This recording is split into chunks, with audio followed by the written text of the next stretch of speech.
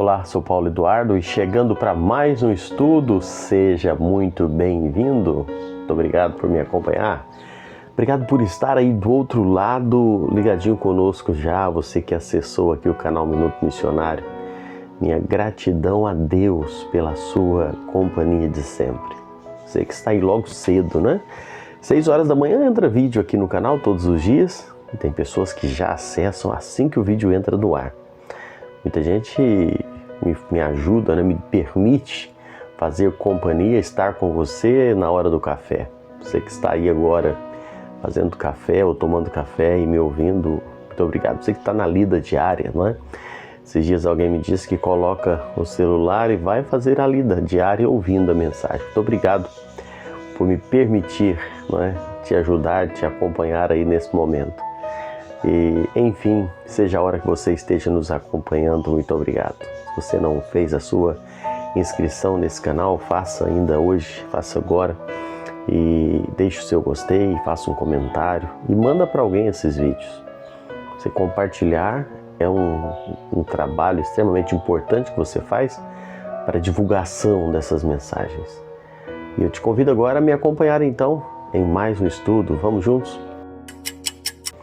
Nós estamos estudando a pregação de Pedro no capítulo 3. Hoje eu quero ler com você a parte final do versículo 13 até o versículo 15 do capítulo 3 de Atos dos Apóstolos.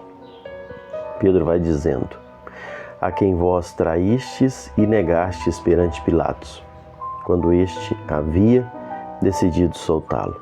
Vós, porém, negastes o santo e o justo e pedistes que vos concedessem um homicida. De sorte matastes o autor da vida, a quem Deus ressuscitou entre os mortos, do que nós somos testemunhas.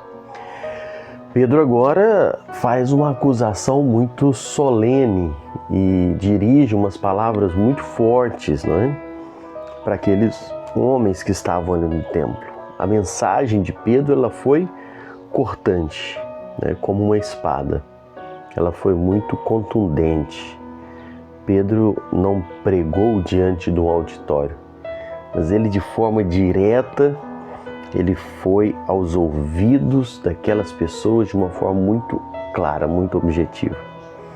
E acusando eles de trair o Senhor Jesus perante o governador romano. Acusando-os de negar o santo e justo e preferir Barrabás, o homicida. Eles preferiram Barrabás do que o Senhor Jesus. E Pedro traz isso claramente aos ouvidos dele.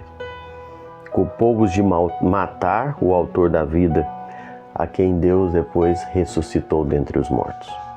Werner Boll diz que o agir de Deus e o agir de Israel se contrapõem, lance por lance. E ele faz um paralelo muito interessante entre o propósito de Deus, o agir de Deus, melhor dizendo, e o comportamento de Israel. Ele diz que Deus glorifica Jesus e Israel os entrega. Deus coloca o santo e justo no meio deles e eles negam e, em troca, pedem a absolvição do homicida. Deus lhe concede o autor da vida e eles o matam. Eles matam a Jesus, porém Deus ressuscita dentre os mortos. E Pedro não poupa os ouvintes de mostrar-lhes a extrema culpa deles. Pedro não usa meias palavras, ele vai de forma muito direta. Pedro não pregou para agradar a audiência, mas o objetivo de Pedro com essa palavra dura era levá-los ao arrependimento. Pedro não era um arauto da conveniência, mas Pedro era um embaixador de Deus. A intenção era não arrancar aplausos dos homens, mas Pedro queria colocá-los com o aguilhão da verdade. Isso é algo tão importante de observar, não é? Hoje, os pregadores, na sua grande maioria, eu louvo a Deus porque ainda existem aqueles que pregam a verdade, mas na grande maioria pregam para agradar os ouvintes. Pregam para tirar aplausos. prega palavras que vai massagear o ego. O que mais cresce hoje é aquele evangelho coach, não é? O que mais cresce hoje é o evangelho que vai falar somente de bênçãos, de vitórias. É somente aquele evangelho que fala que você pode tudo, que vai dar tudo certo, que você não vai ter mais problema na vida. Esse é o evangelho que mais cresce e é o mais aceito. Os movimentos religiosos, as mensagens são sempre voltadas para uma massagem do ego, uma mensagem antropocêntrica, que o homem é o centro de tudo. Dificilmente você vê uma mensagem de arrependimento, uma mensagem que mostra o pecado, uma mensagem que leva o homem a reconhecer a sua culpa diante de Deus, que leva o homem a reconhecer o seu estado de condenado, de miserável pecador perdido, e faça o homem entender a necessidade do arrependimento e da contrição diante do Senhor. Dificilmente você ouve mensagens assim, porque isso não gera aplausos, isso não atrai o grande público, e o que muita gente hoje quer é apenas pessoas para aplaudir e para depois poder arrecadar alguma coisa.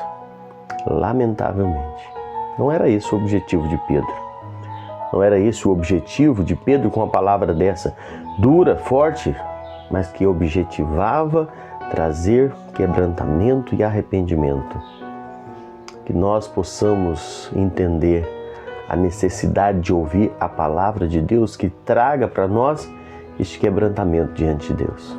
Não fique aí atrás de pregadores coaches, não fique aí atrás de pregadores que estão apenas trazendo palavras mansas, doces, suaves, para agradar o seu coração e você sentir tão bem dentro daquilo.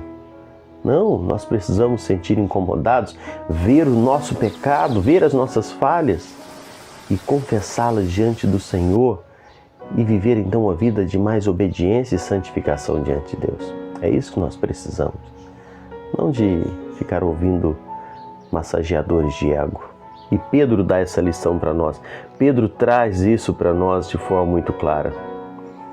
O Calvário pode ter sido a última palavra do ser humano. O homem condenou, levou o Senhor Jesus para a cruz, mas o sepulcro vazio foi a última palavra de Deus. O homem, na sua desobediência, fez isso, mas Deus o trouxe de volta à vida.